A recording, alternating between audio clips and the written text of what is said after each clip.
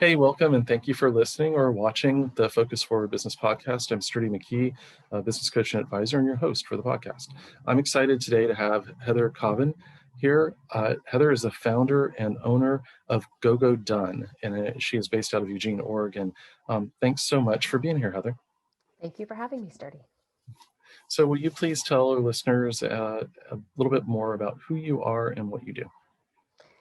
So the who I am part, really, I will say I've spent a lot of time early in my career in mental health. I have a counseling degree and spent some time counseling clients, and moved into, sadly, went the typical burnout route. And from there, I ended up in marketing for about a decade. And some business management and helping to run some small businesses. So I have a little bit of a mixed bag, but always coming from a relational and empathetic kind of background and a humanistic kind of frame of mind.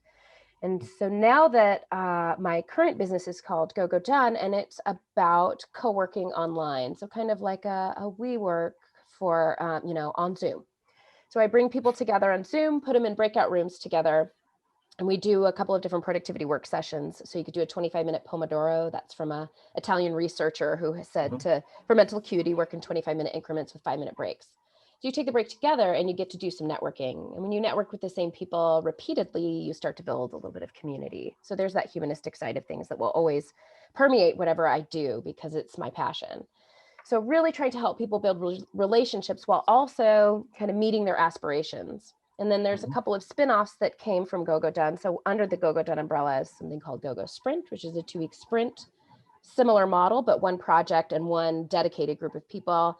And then we have a premium community called GoGoPublish, which is a group of people who are looking to usually build a business, solopreneurs looking to build a business, or maybe somebody working and trying to develop a side gig. And the social media algorithms are very unfriendly. And so we help promote each other's content. At the same time, we help each other develop higher level content and then figure out how to, as a solopreneur, launch and build your audience and build your business. So we learn that together. And then there are some components in the community that help with that. Very cool. Very cool. So tell us a little bit more about GoGoDone and what the company does. So GoGoDone is for anyone, but it is especially for people who are feeling alone and isolated out there. So I had started it as a small experiment within an alumni community. For those who are marketing nerds, Seth Godin has an alumni community if you take one of his courses. And I had taken his Alt MBA, which is kind of the pinnacle of your Seth Godin courses, to get into the alumni community, honestly, because I knew it would be like this fabulous petri dish where you could experiment and try things. And I wasn't getting my work done the way I wanted to. And I felt like I had all this potential that was unrealized. And so I got in there, and there are many earlier versions of what ended up being GoGoDone, but I got to experiment there with a lot of people. So once I had experimented for about a year, it coincided with me getting laid off during COVID. Thank you very much. But that really was, it was really rough, but also a huge opportunity for me because it allowed me to go full time into GoGoDone and to develop it. So that was really fantastic. And how did you start it up and develop it? I mean, you'd already been kind of playing around and working with some of this stuff. So having access to that group of people who I knew were most of the people who are attracted to something like a Seth Godin workshop and that community, they're I don't know how familiar your listeners will be with the adoption curve, but I bet a lot of people will ring a bell when you hear innovators, early adopters, late adopters, and laggards. This is a bucket full of innovators. So you can put up something halfway done and say, who wants to try something new? And people are like, yes, me. I'll try it. It sounds weird. Let's do it. So I got to just play. I would just post in that online community and say, who wants to try this? Like I ran into a picture of my first session and I probably had 12 people there. I have sessions now now I was running 3 sessions at the beginning. Now I run like 25 and some of them are small. The European ones are pretty decent, but I have some Australian ones that tend to be small, like that kind of thing. But it was just this a huge group of innovators. So it made it really easy to prototype. And I think one of the areas that's growing when we look at entrepreneurship is the idea of shipping something that you can test. If you sit on something and wait to ship it to the consumer for a year, I mean, you're just money down the drain. You have to have that feedback. And so it was really a nice place to find, and there are online communities for everything everywhere. And you can, if you're offering something and it's an experiment, you will find those innovators. So if you have an idea, if you're in the incubation phase, you find a community and you throw something out there and see if it sticks. So that's really what happened. And I iterated, that I never went too long without experimenting with something to try to find something that worked really well. I still am not there. Right now, the real stuck point is people having the courage to show up into a group of strangers. I'm basically asking people to face one of their greatest fears, which is to come to the cocktail party alone and try to have a conversation. Part of my structure helps with that because I'm going to tell you who to talk to and what to talk about, right? I put people in these breakout rooms. And I've also very carefully created the culture, or I have the people who have shown up and have co-created the culture with me, but I'm very particular. Like, I'm not Facebook ads everywhere because I don't want somebody who doesn't fit the culture showing up. So I've really pushed word of mouth, which is of course a very slow mode of growth. So that comes with its own challenges. But if you talk to anyone, and the work I've done around my target market and their pain points and all of that, it's really people feeling isolated and wanting a sense of community, whether they're entrepreneurs or not. We have people working corporate jobs who just feel isolated, or it's not the most nurturing environment. It could be a small but it's not a huge group of people that's going to cheer you on and that's going to have your best interest at heart, because there's no consequence for them. You know, I don't have I'm not vying for the same promotion you are. I'm not a boss who's trying to hit some numbers, who's yelling at you for whatever. It's, you know, we're all there to support one another. So that's been one of those, you know, I started it to be better about getting work done a lot as being a remote worker for a long time. Like, I have spent some time doing laundry when I should not have been doing laundry. So I understand that about myself. I 100% built GoGoDone for me. But it just is, it's a really nice way to get the work done. But what really blossomed out of it and what the business has said back to me is, yes, getting work done is nice, but who you do it with makes all the difference. I have not been lonely a single day in COVID, like not at all. And a week or two hasn't gone by where I haven't gotten to meet somebody new, often from a different country, doing some kind of different kind of work. Like when we do masterminds, you should try masterminding with somebody from a different country in a different industry and see what happens. If you want innovation, don't go hang out with the same people in the same industry again and again. Like, it's just blown my mind, the kinds of things that have happened by having this diverse group coming together, whether it's a 5-minute break or a structure. We do some structured masterminds in one of the spinoffs, a 25-minute structured mastermind, multiple kinds of feedback, specific questions, etc. Right. So you started GoGoDone not that long ago. How are you liking the entrepreneurial lifestyle? I am 100% not a serial entrepreneur. When GoGoDone, whether GoGoDone works or doesn't work, I won't be like, I can't wait to get on to the next thing. Like, I'm all in with GoGoDone. I will find a way to make it work. But I'm not that person who wants to start one business after another. I want to create a place that I want to stay for a long time, that has that evolves within it. And I will say the sprint and the publish pieces were experiments. I just did an experiment today with a networking piece. Like, I get to be entrepreneurial minded within the business because I do like experimentation and trying new things. So I have that need.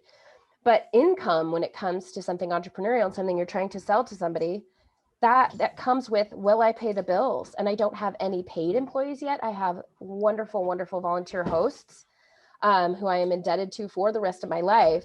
I hope to pay them someday, right? But I'm very much in startup mode. We're about 6 months into getting paid, a year and a half into, the first year was the experimentation. So I find that to be like my favorite form of income is subscriber income, because it's a little more reliable. They can always cancel their subscription, but I know what's coming through each month. And then the GoGo sprint, of course, is 2-week sprints. And so that's that variable part of the income.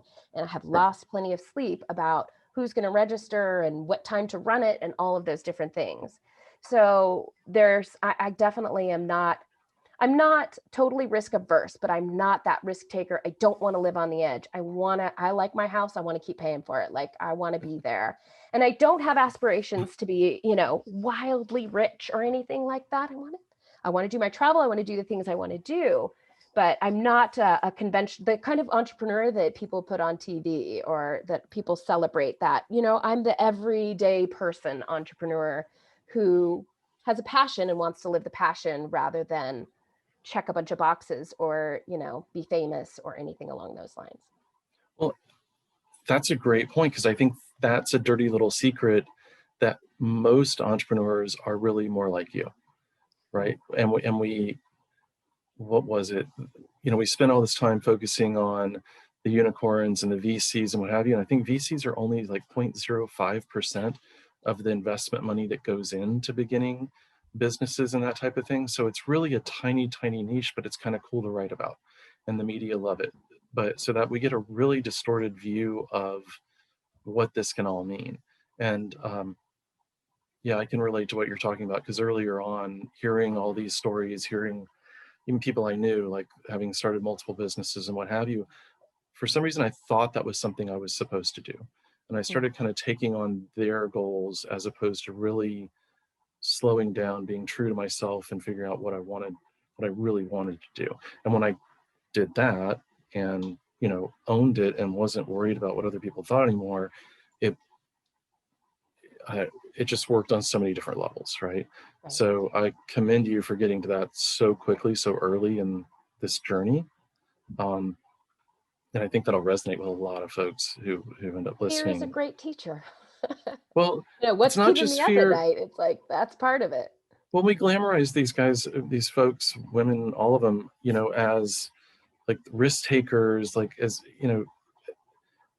if they're doing parkour in squirrel suits or something, and that's not our normal life, right? We want to take risks. We want to be very deliberate with it. And I love what you talked about, like with testing, being in an innovative culture and group, a good environment to test things out. You take your risk in that it's not perfect, it's not finished, but you're also saving and protecting a lot of your time, Right. right? Because if you Serial make it entrepreneurs are passionate about being entrepreneurs. I'm passionate about exactly. building productivity community and a supportive place where people can take their aspirations and make them real. Right. So I'm not a serial entrepreneur, and the people that I think get featured are the people whose passion is entrepreneurship, not entrepreneurship is a way for me to practice my passion. Oh, I love it. Thank you very, very much for sharing that. I think that's a super important, share and lesson for folks. Um, so another huge challenge for most business owners, entrepreneurs, is time and, getting things done. So you literally created a company to specifically address this. But is there any other advice like that you apply personally, that you would give to other business owners? Any tricks that they might be able to use with who are struggling with not having enough time? Yeah. So many, I mean, you're really starting to hit my passion, my bread and butter. Love it. Number one, if you are busy, you have not prioritized properly. There are the things you must get done and the things that would be nice to get done, and be very clear about those. And understand that once you move from what must get done to what would be nice to get done, you better double check that that's worth time away from partners, kids, hobbies, right? So getting some clarity on that. Number two, part of the productivity cycle is reflection, which people usually don't do, and Hmm. self care. Like if you're not sleeping, you're not doing your business any favors. You're not doing anyone around you any favors. And we just are so desperate to check the next thing on the box. And somebody else has something on every social media channel. So I better be on every single social media channel. I'm on one. I'm on Hmm. one. Yes, I would like to be on all of them. I am one person. And is that going to actually bring me more business? It might, but there are things I can do that will absolutely either help me retain current customers or bring in really high quality customers. So I have a lot of clarity around that, and I reflect on it a lot and have further and further levels of clarity. So I'm probably going to move from one of my social channels to another, and I'm doing a lot of thinking about that and what have you. I'm not Everybody's on every channel. Well, the people who have giant marketing teams are on every social media channel. So Right. what is asking yourself to do? And if you normally have a team of people doing it, it's an unreasonable ask.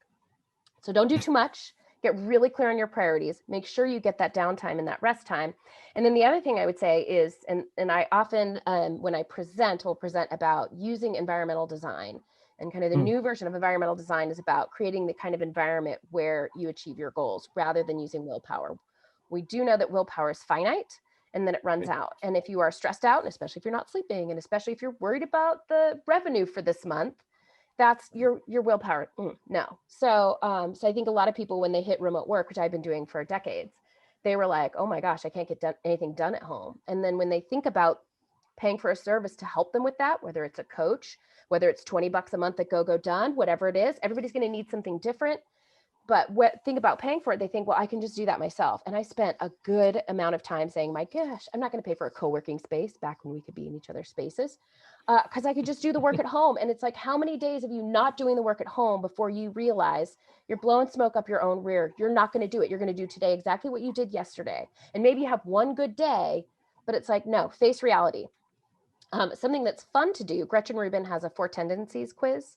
If you just Google Gretchen Rubin 4 tendencies, the quiz will pop right up. And although it's not science, it's a really nice frame of reference. And it's about how you respond to expectations, internal and external.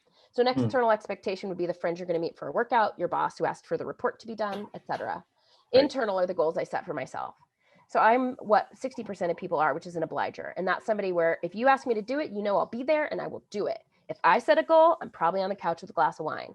So I hated myself for that for a long time. And then I finally was like, okay, well, how do you use this to ensure you meet your goals? I thought I must not be serious about my goals, or I must be a lazy person by nature. I had all these just very negative thoughts about myself. And one of the things I say to people time and time again, it's not you, it's your tactics. If you want something but you don't find you're able to do it, it's not that you're a bad person, a lazy person, or whatever. Try something different. So that's why you'll see when people get a coach, it's not like you can Google anything that will come out of a coach's mouth. The great thing about a coach is that they get to know you and they know when to say the right thing at the right time, and they hold you accountable.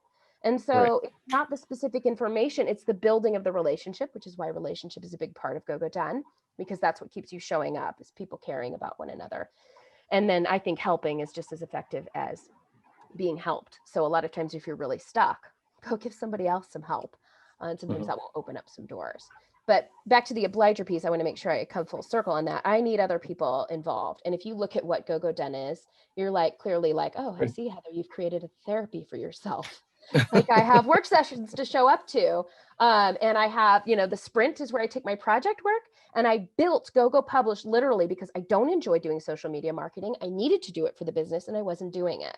And what happened when I built it was an infrastructure for when you should be drafting content and how you should be promoting it, help promoting it, getting feedback, etc. I built the structure that I needed to do. And then I brought in other people. And hands down, when it comes to environmental design, the most effective thing you can do is engage somebody else in one way or another. Some people, a text check-in is fine. Other people need the coaching appointment, the show up, the hold my feet to the fire.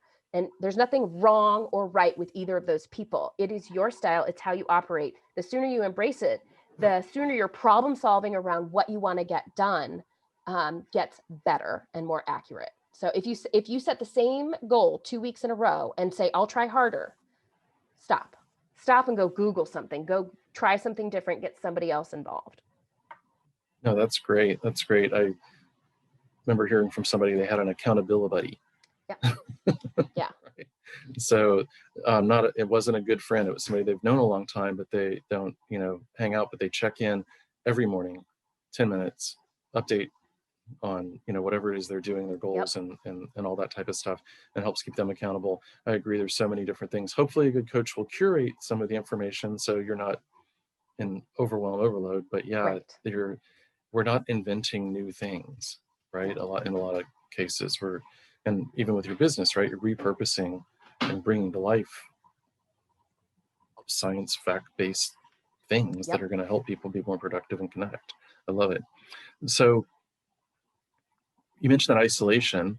One of the things I run into and I see a lot is entrepreneurs thinking that they're the only one encountering this challenge or this problem today and feeling really alone with that. Do you have anything you'd like to share about like what challenges you're kind of running into and what you're planning to do to deal with those? Yeah, I think my current challenges, I feel like GoGoDone for me was an experiment for a while, and it was like, can I actually charge for this? Will this actually work? And it's really working. I certainly don't have income replacement from my day job, but it's going to be a real business. Like I'm crossing that threshold. So the first thing I need to do is move from serving those innovators back to our adoption curve, our innovators, Mm-hmm, early mm-hmm. adopters, late adopters, laggards. I need to move from serving innovators because I'm past that point, and I need to step into early adopters, and they have different pain points. There's not enough innovators to pay the bills. Innovators try and move on. They're not your loyal customers most often. Right. So I need to start catering to early adopters, which means I need to polish things up. Innovators will no problems with glitches. It's just a sign that they're on the newest thing. I need to get rid of all the glitches. I need to polish things up. I need, the worksheets I do to be fillable PDFs and just all those little bits and pieces. They just need to be polished up. And then my messaging, and I think this is where I'm really struggling, is transitioning from an innovator's message. I'm like so floored that people won't show up, but I cannot tell you how many people sturdy say, your business is such a great idea. I tell everyone I know. And the person talking to me has never come to a session. And I'm like, why aren't you in a session? I thought you think it's a great. So I'm like, I've got it. I've got this great idea. And everybody says it's great. You can't look at what people say. People are nice more times than not. Look at their Right. behaviors, and they're not showing up. It's too scary. And so I'm looking at things like bring a friend and different things to take that fear factor off. But Right. that's where my struggle is. It's like, okay, I've really transitioned. My customer has transitioned a little bit, and my target market has transitioned a little bit now that I've got my feet under me and I've launched. So I'm going through all that marketing stuff all over again, right? Refining for that new group. And then I also really need to, I was never interested in managing people. Having been in mental health and having mandated clients, given a team to manage who may or may not have opted to be there or who may be there for the health insurance is like a nightmare. Like, and I didn't dislike my mandated clients, but they didn't choose to be there. It's like, well, what are we going to talk about? Like, what are we going to do? And you can try to work with them and blah, blah, blah. It's not, we should both have the same goal or be pointed in the same direction. That's who I want to work with.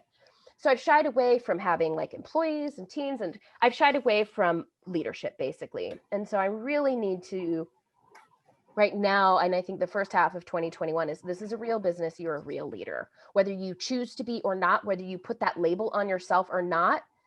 Your lack of communication is causing problems with the wonderful volunteers who are hosting your sessions. That's on you. That's a leadership failure.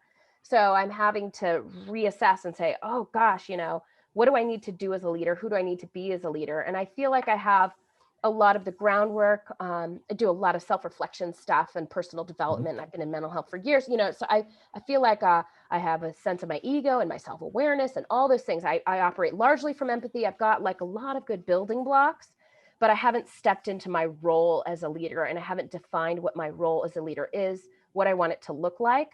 And I don't have, and like I say, you need to have other people. You always need to have other people.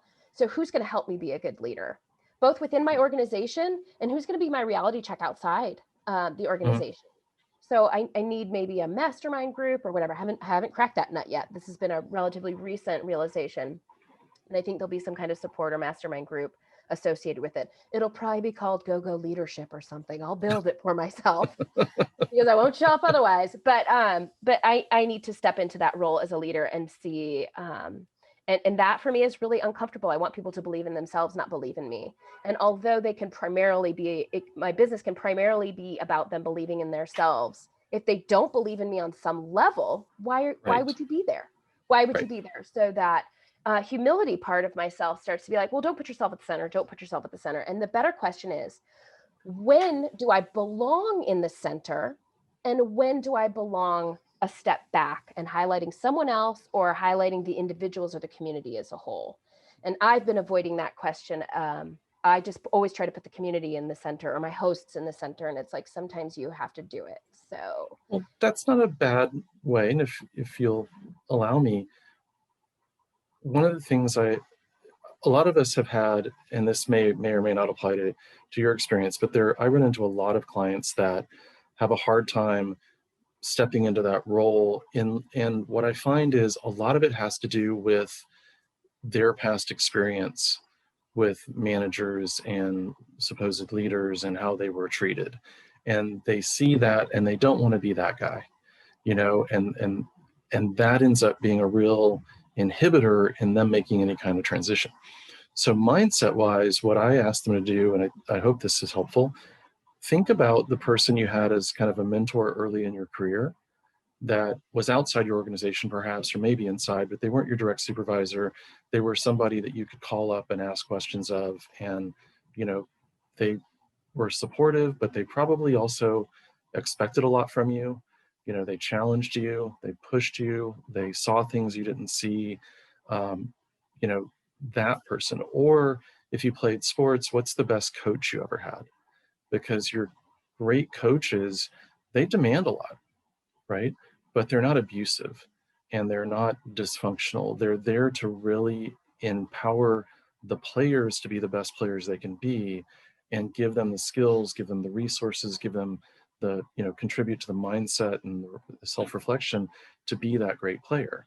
So if you can think about those things, for me anyway, that really helps kind of operationalize it a little bit and make it less about me and more about, wow, could I be more, could I model the behaviors that I really admired, you know, as opposed to all the managers I've had, you know, and there have been a couple good ones, right? But I've had a lot of jobs over my lifetime, and I, yeah, I can count the great managers on two fingers, right? Oh, So, right. So that's not where I go for my, like, who do I want to be? What do I want to do? It's really in this other context where folks are far more supportive. And it, you know, a great coach, the team's not about them, right? But they've still got to step up every so often, and they've got to give that feedback, and they've got to push and provide, you know, all the things. So, right. no, Yeah. very cool.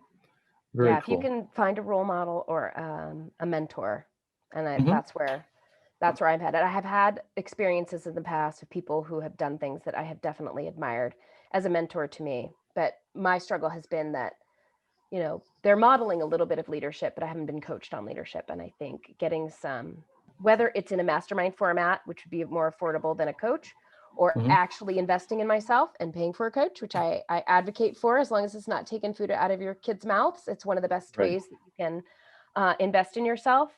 I think is really important to spend that time reflecting on who you want to be, how you want to do it. So yeah, I'm 100% on board with everything that you said.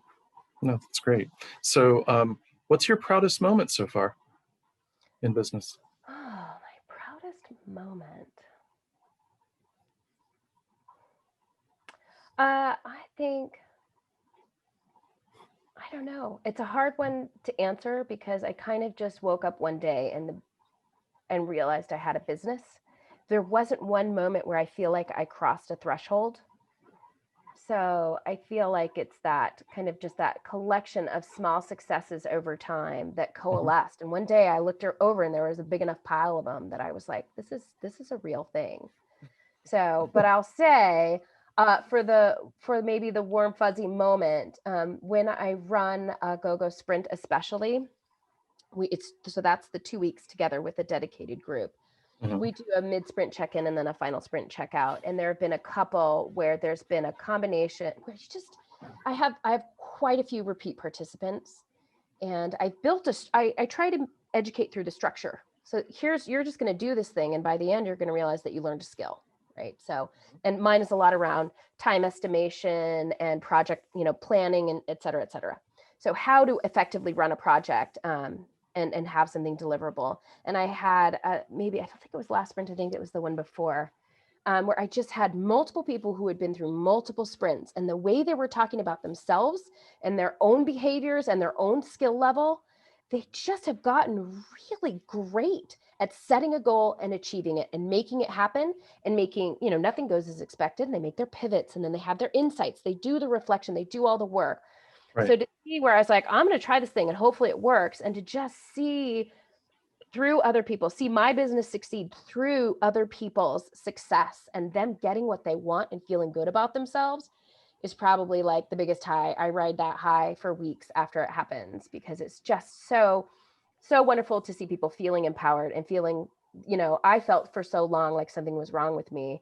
And I just hate to see that in people. And that's the point of GoGoDone when it comes to why I'm here to serve others, is to be like, it's not you, it's your tactics. Learn something new. When you finally get your feet under you and you're like, yeah, I know how to do this. I can't wait to set the next goal because I know I can achieve it, even if it's a rocky road or it takes longer than I thought. That empowerment and that self-possession it's intoxicating. That's really cool. Very, very cool. So is there anything you've learned recently? I mean, you're in this massive learning curve right now, right? Uh, but anything recently that you wish you had known before you ever jumped into this, or maybe, 5 years ago? I think I think the most recent thing that that really has hit home is I need to look at outsourcing my weaknesses. And that's going to be, I formed an Mm, LLC, I have a CPA, but there are some other pieces around the mechanics of running a business. I have a lot of experience in marketing. I don't need to outsource that yet. I would love to, but I can do those pieces of it. But right. in doing some of the other pieces, I really need to look at sitting down, really getting serious with the numbers and really looking at the pieces that are not my strength. I mean, I feel like if you can afford to outsource it, immediately outsource it, because do I want to do my taxes, or do I want somebody who does taxes for a living to do my taxes? They go so fast, they know all the shortcuts, they know all the things I don't know, they stay up to date on all the changes, all of that. You can't In my marketing career, I got to the point where I was a marketing generalist for two different small businesses in a row, because they're small businesses. I was the marketing department. Hmm. And I was getting to the point where I was like, I cannot keep up. I either need a staff or I need to specialize. Like the Mac system is coming up with something that's going to totally screw up Facebook ads. Like, it's like, I'm supposed to keep up on Right, that. Like, right. I mean, Facebook ads themselves practically require a college degree at this point. Like, oh my gosh. So you can only be a generalist for so long. And as your business grows, being really cognizant about your strengths and weaknesses and looking at what's the next thing I'm going to have to budget to outsource, because I Hmm. shouldn't be doing it I should do it as for as small amount of time as possible, because I'm not very competent at it. Yeah, no, that's a great point. We can't be experts at everything and get pulled in so many different directions. Yeah. Um, so any articles or any resources that you're reading or looking at lately that you really like that you would recommend to folks? Oh, so many. So I would say if you're interested in using environmental design Mhm. to impact your behavior, Benjamin Hardy's Willpower Doesn't Work is probably the best compilation of things. I've read McGonagall's The Willpower Instinct and James Clear's Atomic Habits and all that. They have a heavy willpower element in there, Mhm. which is not bad to learn and to know. They're useful tools. But Hardy takes like the hardcore line of like, give up willpower. No, don't even try it. Like, and I say It's a definitely. finite resource. Yes, it is a finite resource. So what happens on a stressful day? And then it just gives you these extra tools to be like, okay, so now I'm not screwing up, but what does it look like for me to be awesome? And GoGoDone has been a place that has made me awesome, because I can actually, when you work with somebody else, I mean, their focus increases your focus, which increases their focus. Like, you're just like superpowered. So you can use environmental design in whatever way works for you, right? That's totally what works for me. But you'll pull it from there. I think it's hugely important, and I see this all the time, because we talked about this earlier, where you have too much to do and you're worn out and whatever. The Right. book Burnout by the Nagoski sisters, I think it's Emily, and I can't remember the other sister's name, but it really is talking about physiologically what happens in the stress cycle. It is geared Mm. towards women. Everybody should read it. There's plenty in there to generalize for humans. I found maybe 80% of it is like about humans and 20% is female specific. And I think that that's really important, because we don't, especially in this culture, and especially if you're entrepreneurial, we do not give ourselves reflection time, and we don't give ourselves downtime. And kind of when I'm talking to Right. people about a productivity cycle, you got your planning. I think you should start with reflection, so you're clear on what you're doing and why you're doing it. Then you plan, then you do the to-do list. Most people live in that to-do list and they're checking boxes all day. Then you reflect on it and maybe change tactics, reprioritize something, whatever. Then you do self-care. And people are certainly, I mean, maybe they reflect and maybe they plan, but nobody's thinking self-care is required in order for me to get this project done.